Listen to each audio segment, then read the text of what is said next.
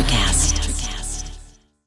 Over 25 years ago, on September 29th, 1998, we watched a brainy girl with curly hair drop everything to follow a guy she only kind of knew all the way to college. And so began Felicity. My name is Juliette Littman, and I'm a Felicity superfan. Join me, Amanda Foreman, who you may know better as Megan, the roommate, and Greg Grunberg, who you may also know as Sean Blunberg, as the three of us revisit our favorite moments from the show and talk to the people who helped shape it. Listen to Dear Felicity on Spotify or wherever you get your podcasts. My dad works in B2B marketing. He came by my school for career day and said he was a big ROAS man. Then he told everyone how much he loved calculating his return on ad spend. My friends still laugh at me to this day. Not everyone gets B2B, but with LinkedIn, you'll be able to reach people who do. Get a $100 credit on your next ad campaign. Go to linkedin.com/results to claim your credit. That's linkedin.com/results. Terms and conditions apply. LinkedIn, the place to be, to be. This week on the Deep Leadership Podcast.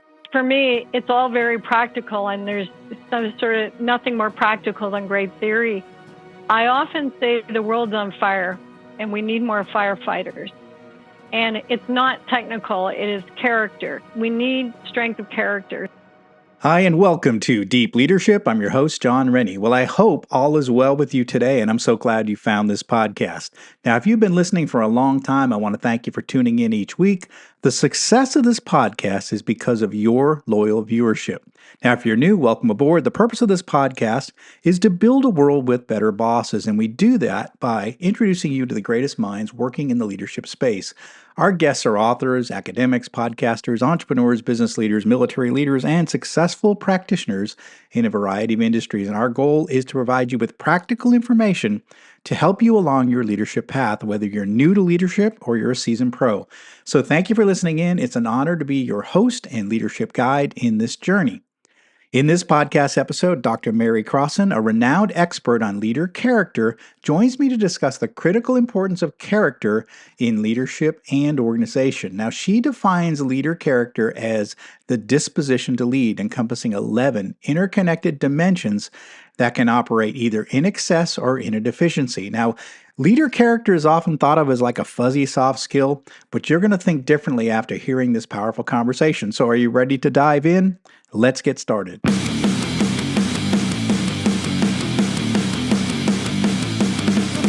Welcome to Deep Leadership.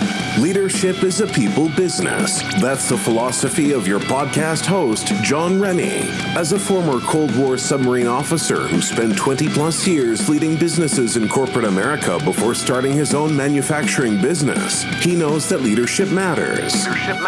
Are you ready for some real-world actionable advice from John as well as his expert guests? I'm ready. The show starts right now. Welcome to the Deep Leadership Podcast. Today I'm joined by Dr. Mary Crossan. Mary is a distinguished university professor of strategic leadership at Ivey Business School at Western University.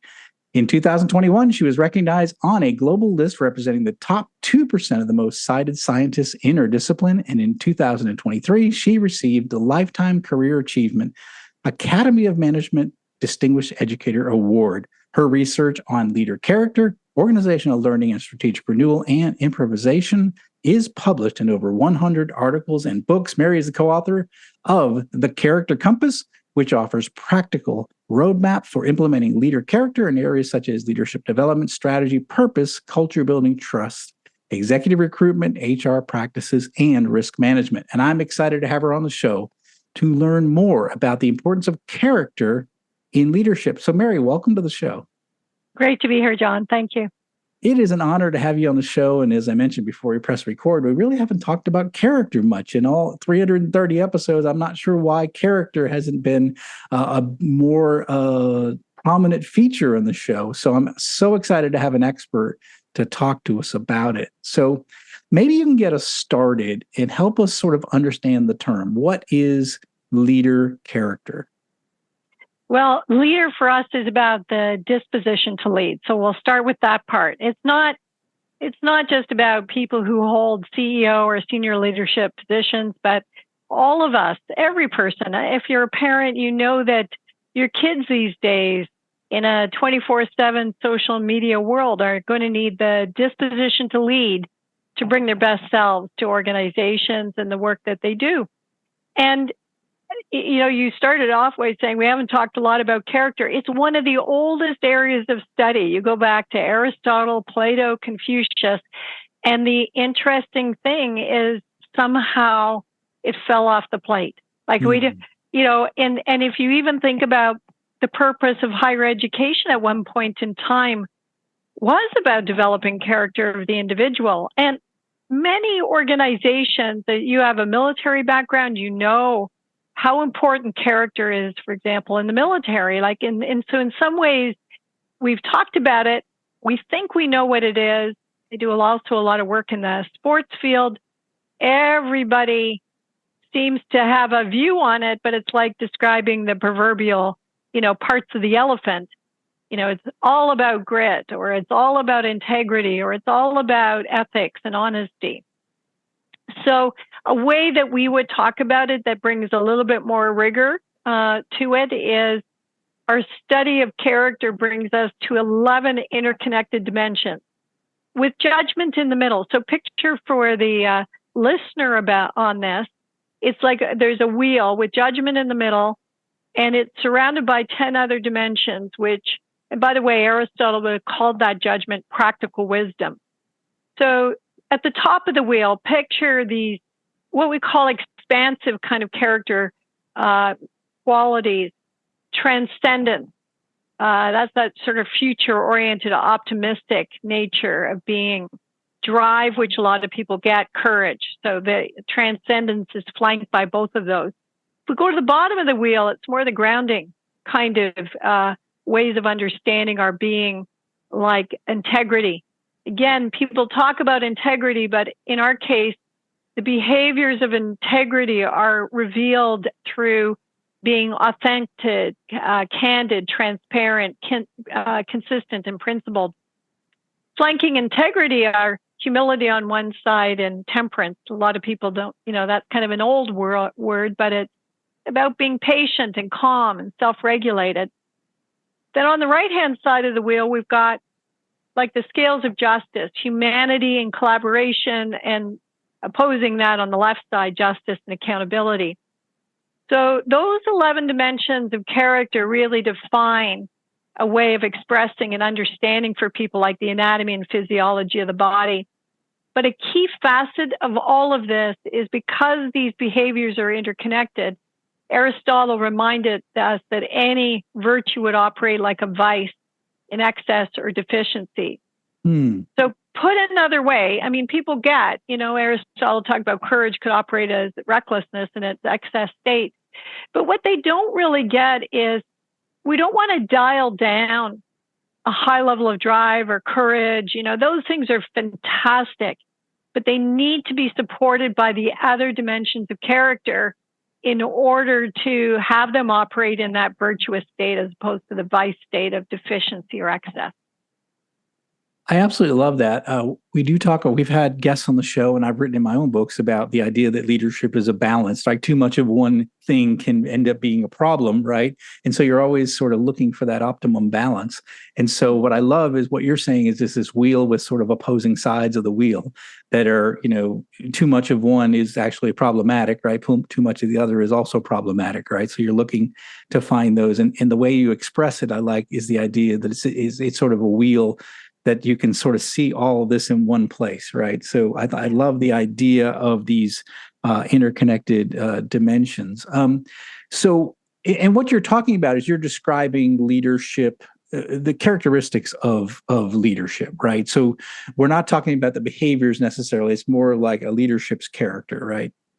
Well, they are behaviors. So, but it's different than personality. So personality or semi-stable traits like extroversion or introversion. Character, the study of character comes from a different place. Peterson and Seligman, Martin Seligman, former president of the American Psychological Association, and Christopher Peterson did heavy lifting on character back in 2004. They wrote a book, Character, Strengths, and Virtues, about an 800-page research book. They had a set of criteria that established a behavior as virtuous in a universal context, like across religions, across time, etc. And those are the behaviors that we're looking at. And those behaviors, like empathy, an important behavior. But think about this: is all of these behaviors have this virtuous quality to them, and yet can also operate in this excess or deficiency side. And I think that's the piece that has really tripped us up. Because think about how many organizations, for example, value integrity. And first of all, I say, well, that's like telling somebody to run a marathon and not train for it.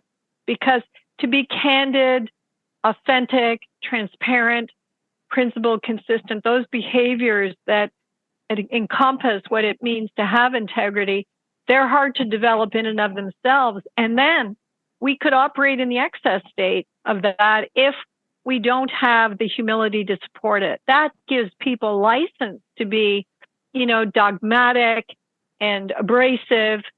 So sure, they're candid. They'll tell you exactly what they think, but they're lacking humanity and humility. And so a lot of the toxic behavior that we do see in organizations, I think, comes from this misunderstanding, really, of what character is and how it manifests itself. That makes a lot of sense to me. So there are some behaviors that are associated with it, but it's the behaviors that are based on the character of the person. Yeah. Yeah. So you say that, more than ever, our collective fate sort of hinges on the character of those who, lead and influence organizations. So why do you think leader character is so critical for individuals and organizations, especially in today's business environment?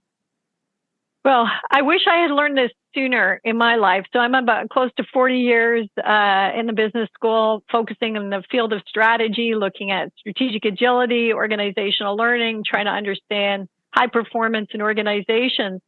And it wasn't until 2008 that we tripped over character. So this is back to this blind spot. How did we miss this? Well, I missed it for a long period of time, as did others.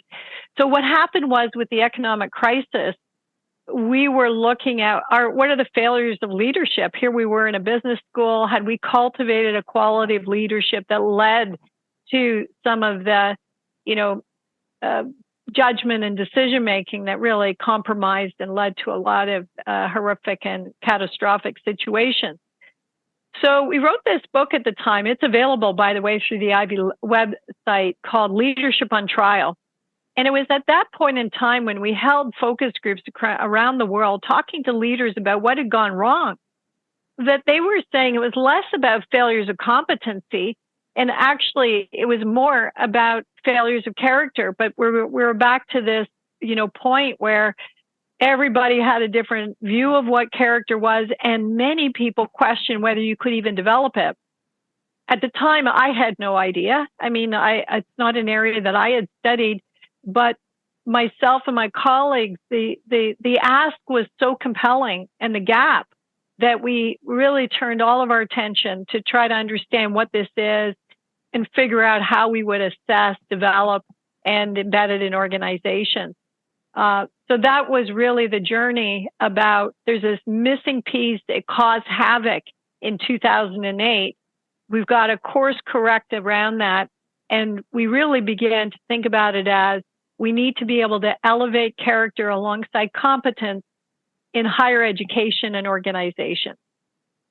Yeah, I was going to ask you about that, because I think, one of the things that I see missing a lot of times, like I speak a lot to, MBA programs and graduate schools, and I see them spending a lot of time on sort of the competence side of things, the technical skills to be a leader, or to be a manager, I should say. But it seems like they miss out on sort of like the people skills to be a leader. And so, and certainly there's a lot left out in terms of character development. So you say that we have to elevate character alongside competence in the organization. So what does that look like? Does it mean that we have curriculum for character that's sort of equivalent to the competence piece? For sure. It means wherever competence resides, character belongs.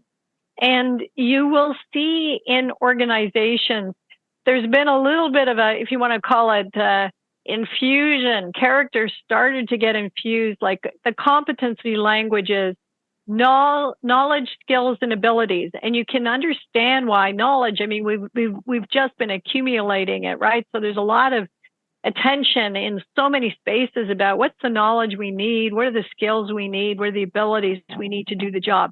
Not unimportant. That stuff is like, for sure, we need to do that. There's a category called other under competencies, which is where some things started to come in. Some things like courage, for example, in some competency framework. But here's the problem.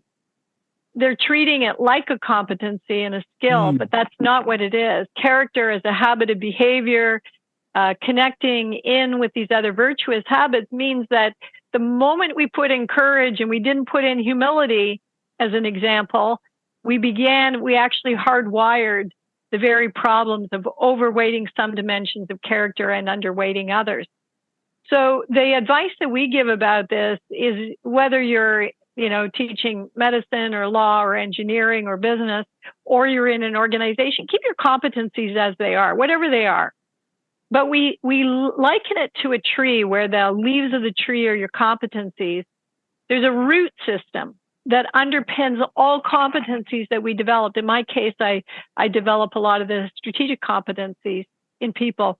And the failure of organizations is often not about their competencies and strategy. It's usually about the character that is underpinning, the judgment and decision-making of those competencies. So what we're trying to do is get better foundation, better roots of the tree system of the individual, no matter what the competencies are that we're developing. That makes a lot of sense. And like I was just thinking to myself, as you say, where they handpick or cherry pick a few character traits to teach, I can see it getting weighted to one side of the wheel, right? That's what we were saying earlier. We tend to focus on one side, and we've got to get that balance right. But what's interesting about it is, again, so the question is, can we assess character? Can we develop character? Like we do, like skills, is it something like that, or is it innate in people, or can we develop it? So one of the biggest myths is that your character is developed by the time you're 5 or something like that, some early age. Think about it as a habit, and it's a virtuous habit, and because it's not trait-based, it has this quality that we can exercise it. I have the great privilege of being able to work with my daughter, who did her PhD in kinesiology, focusing on the development of character. And I credit her with bringing exercise science study into understanding how you actually develop character. And in this case, we use this kind of phrase, who am I becoming while I'm busy doing? So we're always going to become something. Often we could be atrophying our character, becoming less humble, less courageous, having less drive. And with the conscious attention to understand what character is and having an exercise program, we talk about it as going to character gym. You can begin to think about how are you going to exercise your character every day. And that's how you're going to build and strengthen character. We'll be right back after a quick word from our sponsors. This episode is brought to you by the Salty Sailor Coffee Company, the official coffee of the Deep Leadership Podcast. Salty Sailor is a veteran-owned coffee brand on a mission to deliver premium, fresh roasted coffee while making a positive impact in the world. Their motto is drink coffee and do good, which reflects their commitment to making amazing coffee and actively supporting the military community. 10% of every order goes to the Navy Marine Corps Relief Society, an organization dedicated to helping sailors, Marines, and their families in times of need. All our listeners get 10% off every order of their amazing coffee by using the discount code DEEP at checkout. So check them out at saltysailorcoffee.com. This episode is brought to you by Leader Connect, a leadership training company and video platform founded by the leadership book author and Deep Leadership Podcast guest, Neil Jerd. Leader Connect is a video and podcast streaming platform for leaders and teams. Watch it alone or as a team, and each video supports you and your team, allowing you to improve performance and build a great culture. Join hundreds of experts and learn about leadership, planning, public speaking, team building, mindfulness, and a range of other subjects that will help you lead well and build a great team. I'm proud to say that I'm one of the experts on this platform. Leader Connect is offering a 10% discount to all Deep Leadership listeners. Go to leader-connect.co.uk and enter the code DEEP at checkout. Master your leadership with Leader Connect. The IKEA Business Network is now open for small businesses and entrepreneurs. Join for free today to get access to interior design services to help you make the most of your workspace, employee well-being benefits to help you and your people grow, and amazing discounts on travel, insurance, and IKEA purchases, deliveries, and more. Take your small business to the next level when you sign up for the IKEA Business Network for free today by searching IKEA Business Network. Life is hard, but finding a really great podcast makes the days go by so much easier. Hi, my name is Blue Telusma. I'm a writer, an emotional intelligence coach, and the host of Humanize with Blue Telusma, a podcast where we believe that when you humanize everyone in the room, a great conversation is almost guaranteed. Join us every week here on Electricast as me and my guest co-hosts unpack big topics and interview even bigger personalities with a sense of humor and a dash of mischief. If you're looking for a new best friend in your head, we've got you covered. Electricast. It's interesting. One of the things you had me thinking as you were talking about that is one of the reasons I left corporate life and started my own company was I felt, I felt like I wasn't authentic to who I wanted to be as a person. I felt like I was compromising my character to be able to fulfill the things they wanted me to do, especially around how we treated people. And I had a real conflict with that and had a real problem with it. And so eventually I went out on my own, started my own business where I could sort of make my own rules. Can a business or an organizational, its culture, can it really affect the development of character or the influence of character on individuals? It's such a great question. So I spent a lot of time in organizations around this. Think about how much organizations spend on trying to transform or build their culture. And the simple matter that we talk about is culture will be a reflection of the character of the people within it, particularly at senior leadership. So if we've hardwired some dimensions of character as overweighted and others as underweighted, our culture is going to have this kind of quality of also being manifesting in this overweighting and underweighting. We actually have a chart that we talk about how can you diagnose the culture of the organization from a character standpoint. But then, you course correct when we're working with senior leaders, they start to get this. And by the way, nobody describes themselves, particularly senior leaders, having character as being underweighted or overweighted. That's not how we do it. And I myself would be the same way. It's like you take a look at the set of behaviors that are virtuous and you say, well, that's what I aspire to be. That's what I want to be. What they quickly get is there's a gap between our intention and our observable behavior. And that is compounded by the fact that research shows that 85% of us believe we're self-aware and only 10% are. So this ability then to think about your character and have a way of understanding what your character is to think about, is it in the excess or deficiency? I'll give you my own example, which I use quite often because it's quite apparent to me.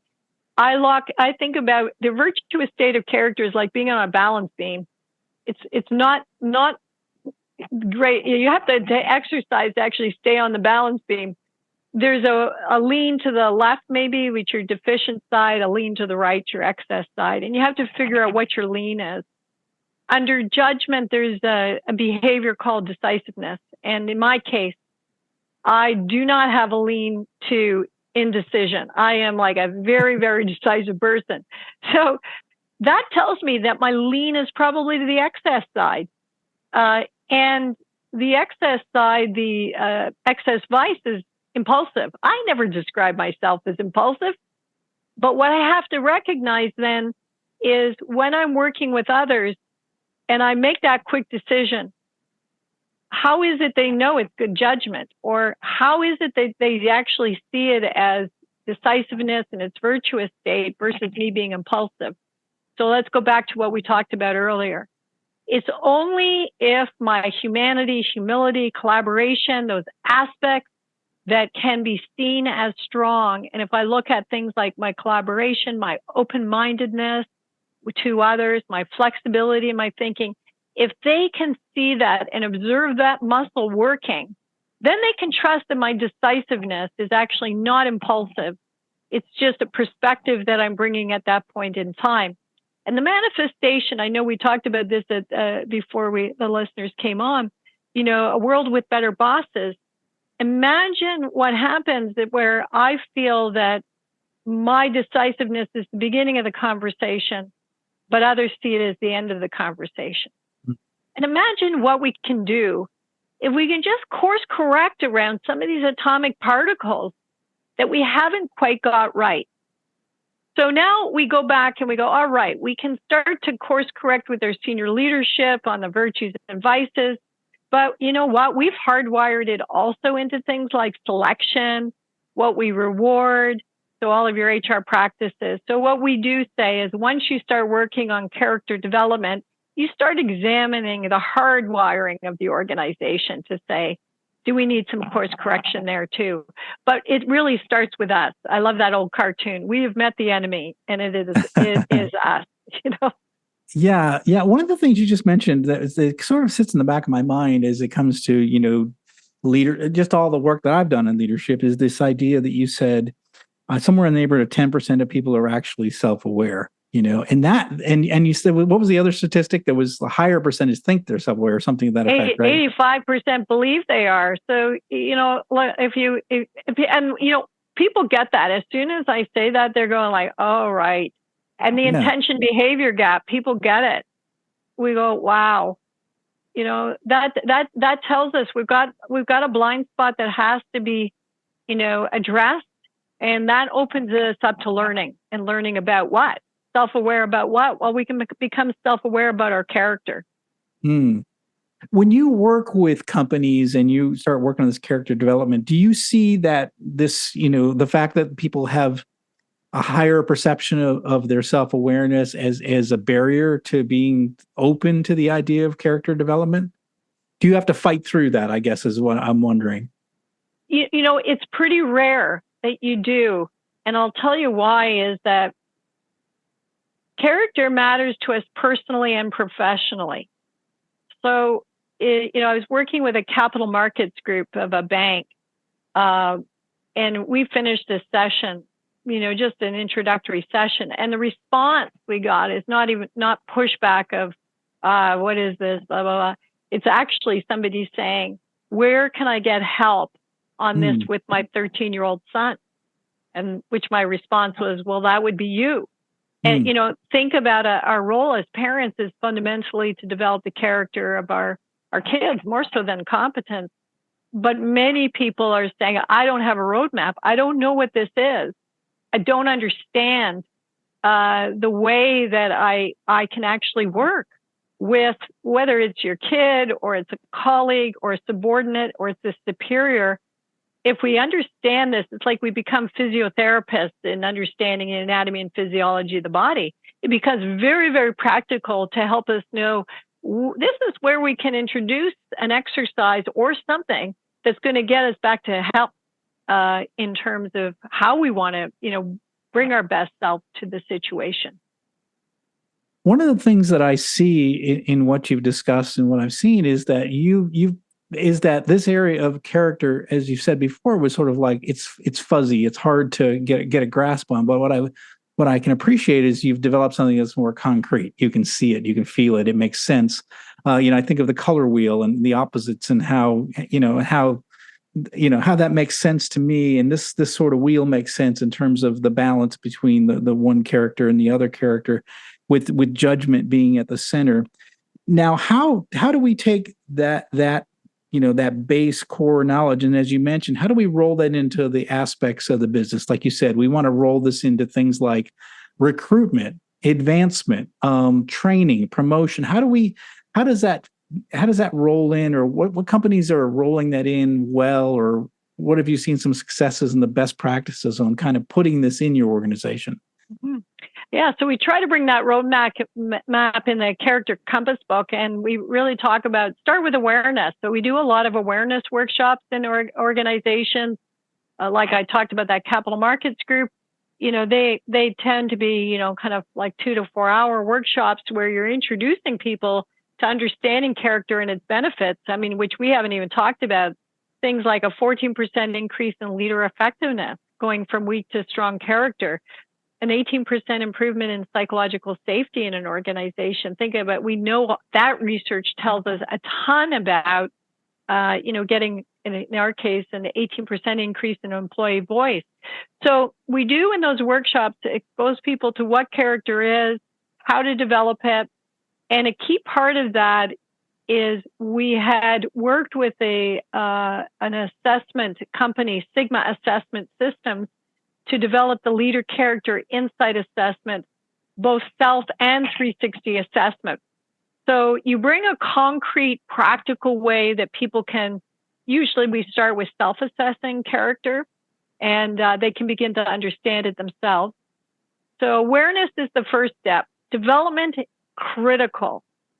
I don't think you can get into any area of things like selection, promotion. If you don't understand what character is, you're not working on developing it yourself. It's very hard. It's much harder to observe it. Much harder to observe it in others. And the more you're working on the development side, the better you're able to just naturally get into selection, which I'll talk about in a moment. So on the development side, we became really concrete again and developed an app called Virtuosity, which puts in the palm of the individual exercises customized to what their needs are for every day. We call it going to the character gym, for what they need to do and exercise every single day. So let's say we cross that hurdle, then we've got awareness, we've got development going on in place. Now we think about how do we start to amend organizational practices. Selection, there are organizations like Canada Revenue Agency. They're about a 50,000 person organization, and they are hiring at the executive level with character alongside competence. And so we've written an article about this. Somebody can look it up, Canada Revenue Agency, and looking at character-based selection, where we essentially call it character-based conversations. You and I were chatting just before we got on a little bit about, I'd spent time in your area, and I work with some NHL teams, professional sports teams, helping them identify players prior to the draft who have strength of character, not just competence. So the identification, I think, in selection and promotion of character is a really, really great place to embed it. And then we've also talked about culture. You can really weave character into culture. So those are a few places. I absolutely love this. And, it's funny because I've always thought that, I can teach, in a lot of cases, and I have experience with this, I can teach the fundamentals of the business. I can teach you how to run the business or how to operate inside the business. But your character is something that I really need in my organization. So I do look for character when I'm looking for individuals. And in my case, I always tend to, because I'm a startup company, I always look for grit, tenacity, someone who's willing to that doesn't give up easily, and sort of has a history of persevering under pressure. I want that type of character in the people I select, because I know what we're doing is difficult. And I can teach you the basics of my business. It's not that hard. And I found as I've done that, I've had I've had better employees. I've had employees that have served longer and have done more for the company, as I've not just looked for the person that has that engineering skill that I need for that particular job, but I look for that character. So I really see the benefit of using character assessments to be able to find the right employees. But I guess to this point, I've always done it sort of I haven't done it with a model, right? It's been done just through gut feel and in my questions to try to assess their character and their history and how they develop their character.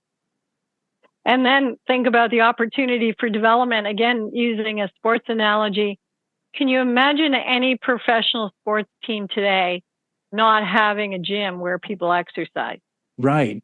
That on character, that's what we've done. Yeah. And think about the performance and well-being. By the way, character is about both performance and well-being that you are developing. If you started to exercise character, it's just this root system of the tree that's just been languishing. It's just been there as this, we've got it wrong. We've got imbalances and different things. We haven't even exercised it. Like, to me, it's just the most promising area that has been neglected, and for organization creates incredible competitive advantage for those that undertake it. Absolutely. Yeah, I agree with you. I think this is, again, underappreciated. It's been understudied. It's a big gap, and I'm really, really excited about the work that you guys have done, because I think it's much needed, and we really need it both from an academic standpoint and also from a practical standpoint as well. I can see the benefits in both. So what final message would you like to leave with our listeners right now? Well, it's, for me, it's all very practical, and there's some sort of nothing more practical than great theory. I often say the world's on fire and we need more firefighters.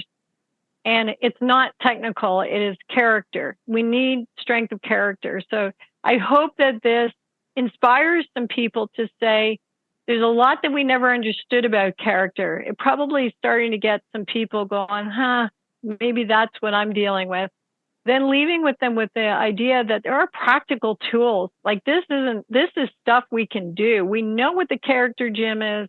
We know, we wrote in the character compass how it is that you can apply it in organizations. So I do hope that it really motivates people to, delve in a little bit deeper into what character might offer to them. Absolutely. I know for me, it's exciting because as an engineer, I train technically, right? I've had a hard time putting into words what character is, and what I love about what you guys have done is that you can see it, you can touch it, you can feel it, you can understand it and explain it to others. And I need that as a technical mind, right? So I see the practicalities of that, being able to teach it to my employees and my team. So I think it's fantastic. So how can our listeners find out more about you and this new book? Okay, well, the book itself is called The Character Compass, so that one is usually fairly easy to find. A few other places where there's great resources, I would say the Ivey Business School. So this is ivy.uwo.ca/leadership. Lots of great resources there. We have a Question of Character podcast series. So, and John, you'll like it. We talked about engineering, for example, and bringing character into formula racing was this podcast that we did about that. We talked about professional sports and culture and all sorts of things. We started a consulting firm, leadercharacterassociates.com, and that's really to help organizations bring that strategic impact to it. Virtuositycharacter.ca is a place where you can find out about the app itself. And then I'm not a social media person, but my daughter twisted my arm and said, you have to start on LinkedIn to share your writing and your work. So I am now on LinkedIn, John, so people can find me there. Fantastic. And we're going to go ahead and put links to all those resources here in the show notes. So right here below in the notes, you're going to find the links for all of Mary's resources. And again, leaders, I hope that like you, your eyes are open through this discussion. You see character as not some sort of murky, it's out there, it's important, but I don't understand it kind of thing, to something that's more clear, that's been heavily researched, that has been documented. And again, Mary pointed out, you're going to get higher performance. You're going to get better performance from your employees if you've developed the character in your leaders. You build that character in your culture. You want a place where people love to come to work, they love what they do, and they like working for you. Part of that, a big part of that is character and character development. So I highly encourage you to check out the book, The Character Compass, and check out the resources in the links that we have below here. Mary, I want to thank you for coming on the show. You have opened my eyes to this, and I really, my hat's off to the work that you have done. It's super important in helping us build a world with better bosses. So I really appreciate the work that you're doing. Thanks, John. It's great having me on your show and talking to your listeners. I loved it. I love it. Thanks again. Well, that's it for today. Thank you for listening to Deep Leadership. If you like this podcast, please subscribe and share so we can continue to build a world with better bosses. Until next time, this is John Rennie saying take care and lead well.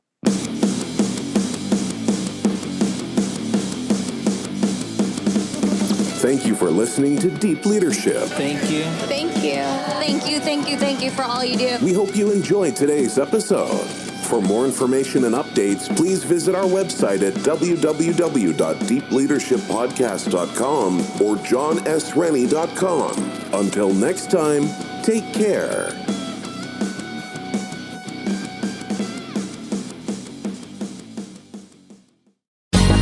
Ever thought about starting your own podcast? Do you have a business or a message you want to share with the world? Well, now it's easier than ever with Electricast. Hi, I'm Mark Netter. And I'm Peter Rafelson. We're the founders of Electricast Media. Whether you want to start a new podcast or already have one, join Electricast to grow your audience, monetize your content, and build your community. With our simple sign-up, you get free promotion, world-class analytics, premium ads, and personal support. Go to electricast.com and join our community today. Electricast. Transform your influence. Electricast. Hi, it's me, Flo. Remember me from Ghost Hampton, the podcast? I was secretly in love with Lyle Hall. Well, now I'm dead and loving it. But let's talk about you. If you loved listening to Ghost Hampton, you can now spend the summer in the Hamptons. The original episodes are back. And now new episodes will be dropping every Friday. I may drop in too, just to make Lyle feel guilty. Ghost Hampton, the podcast, is now streaming everywhere.